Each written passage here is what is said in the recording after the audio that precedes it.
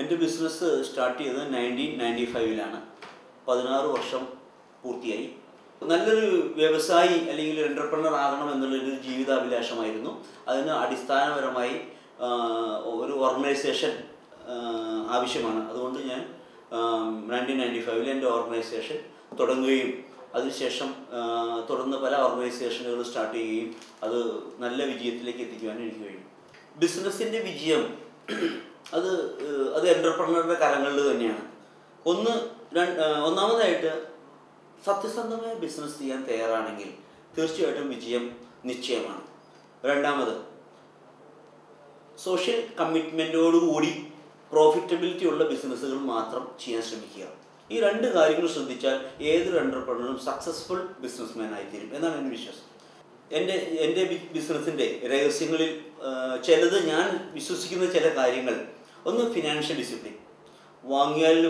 വാങ്ങിയാൽ സമയത്ത് കൊടുക്കുക, കൊടുത്താൽ സമയത്ത് വാങ്ങിക്കുക. ഇതെല്ലാം ഫിനാൻഷ്യൽ ഡിസിപ്ലിൻ്റെ ഭാഗമാണ്. ഇതെല്ലാം ബിസിനസ്സിന് വളരെ അത്യാവശ്യമായിട്ടുള്ള കാര്യമാണ്. രണ്ടാമത്തെ കാര്യം ഹാർഡ് വർക്ക്. ഏതൊരു ബിസിനസ്സുകാരനും സക്സസ്ഫുൾ എന്ന് പറയുന്നതിൻ്റെ പിന്നിൽ നല്ലൊരു കഠിനാധ്വാനം ഉണ്ട്. നല്ലൊരു ഹാർഡ് വർക്കർ ആണെങ്കിൽ, ഇന്ന് ഒരു സ്മാർട്ട് വർക്കർ കൂടിയാണെങ്കിൽ അവൻ്റെ ബിസിനസ്സിൻ്റെ വളർച്ച പിടിച്ചാൽ കിട്ടാത്ത രീതിയിലുള്ളതായിരിക്കും. നല്ലൊരു ബിസിനസ്സുകാരനാകണമെങ്കിൽ സ്മാർട്ട് വർക്ക് ഉൾപ്പെടെയുള്ള കഠിനാധ്വാനം അത്യാവശ്യമാണ്. മൂന്നാമതായിട്ടുള്ളത് സോഷ്യൽ കമ്മിറ്റ്മെൻറ്റ്.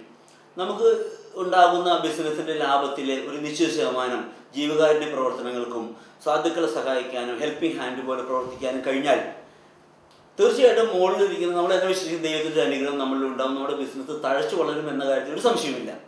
കേരളത്തിലൊരു എൻ്റർപ്രനർ സക്സസ് ആകുന്നതിന് തടസ്സം നിൽക്കുന്ന കേരളത്തിലെ പൊളിറ്റിക്കൽ അറ്റ്മോസ്ഫിയർ, അതുപോലെ തന്നെ ബ്യൂറോക്രാറ്റ്സ്, അതുപോലെ തന്നെ ആളുകളിലൊരു ആറ്റിറ്റ്യൂഡ്, സാധാരണ ജനങ്ങൾക്ക് കൊണ്ടുവന്ന ആറ്റിറ്റ്യൂഡ്, ഈ മൂന്ന് കാര്യങ്ങളിലും JC പോലുള്ള സംഘടനയ്ക്ക് വലിയ കോൺട്രിബ്യൂഷൻ ചെയ്യാൻ കഴിയും.